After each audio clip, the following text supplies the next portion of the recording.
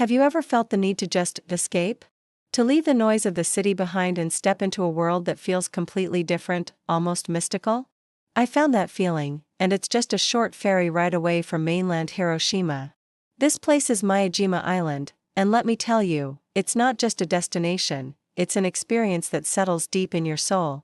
But here, they feel different. Legend says they are messengers of the gods, sacred creatures that have roamed this island for centuries.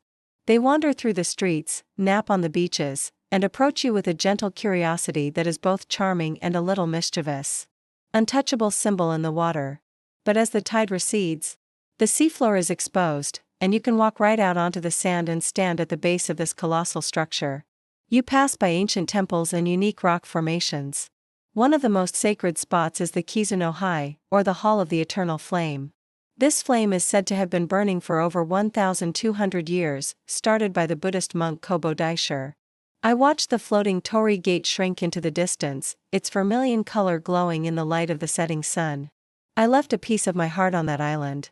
Miyajima isn't just a tourist spot, it's a place that recharges you. It's a perfect blend of natural beauty, profound spirituality, and charming culture. It's a reminder that sometimes, the most magical places are just a short boat ride away, waiting to be discovered. The water boiled over this flame is believed to have healing powers. Standing in this ancient hall, you truly feel the deep spiritual history of this sacred island Japan has preserved so well. Feeling the sheer scale of it up close, seeing the barnacles clinging to its massive pillars, connects you to its history in a very tangible way. I made sure to check the tide times and experience both. It's like seeing two different wonders in one day.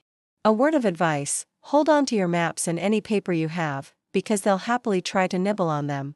I spent hours wandering the Omotesando shopping street, a bustling covered arcade filled with amazing shops and food stalls.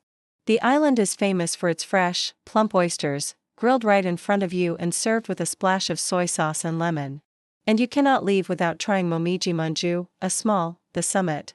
The view from the top of Mount Misen is, without a doubt, one of the most stunning I have ever seen in my life. A 360-degree panorama of the Seto Inland Sea unfolds before you, dotted with countless small islands stretching out to the horizon. You can see the city of Hiroshima in the distance and the entire layout of Miyajima Island below. It's a reward that makes every step of the journey worth it. Maple leaf-shaped cake filled with sweet red bean paste. They're a local specialty, and I might have eaten more than my fair share. Sharing a quiet moment with a deer on a sandy beach, with the iconic torii in the background, was one of those simple, perfect travel memories I'll never forget. I felt the call of the mountain. Mount Misen, the island's highest peak, loomed in the background, promising adventure.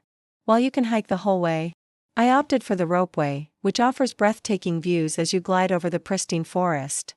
From the upper ropeway station, it's about a 30-minute hike to the summit. As our ferry cut through the calm waters of the Seto Inland Sea, I saw it for the first time. It starts as a silhouette, a splash of vibrant vermilion against the lush green of the mountains and the deep blue of the water. In the past, commoners weren't even allowed to set foot on the island to maintain its purity. Arriving by boat through the torii gate was the only way to approach the shrine. As I stepped off the ferry, that sense of reverence was palpable. The air felt cleaner, the world quieter. And then, I met the island's other famous residents. I'm talking about the legendary floating torii gate of Itsukushima Shrine. It's an image you've probably seen in photos, but seeing it in person, seemingly rising from the sea itself, is utterly spellbinding. It's the grand welcome to what is truly a sacred island Japan holds dear. Miyajima, which literally means shrine island, has been considered a holy place for centuries. Yes, more deer. Like in Nara, Miyajima is home to hundreds of wild sika deer. The main event, of course, is the Itsukushima Shrine itself. A UNESCO World Heritage Site, the shrine complex is built on stilts over the water. The design is ingenious. At high tide, the entire shrine appears to float on the sea, a stunning architectural marvel that blends seamlessly with nature.